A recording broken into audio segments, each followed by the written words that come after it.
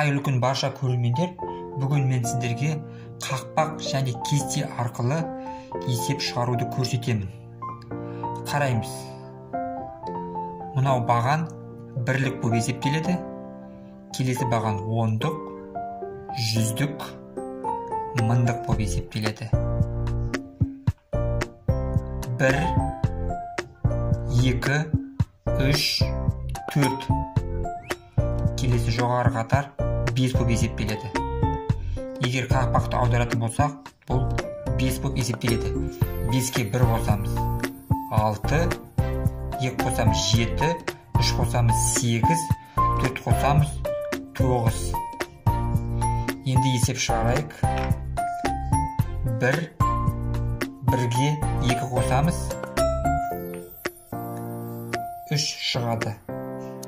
3-ке 1 қосамыз 4.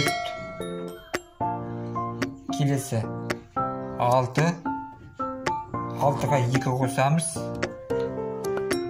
8 болады. 8-де 1-ді азайтамыз 7. Келесі 9-дан 3-ті азайтамыз 6 шығады. Назарларыңызға рахмет. Сау болыңыздар.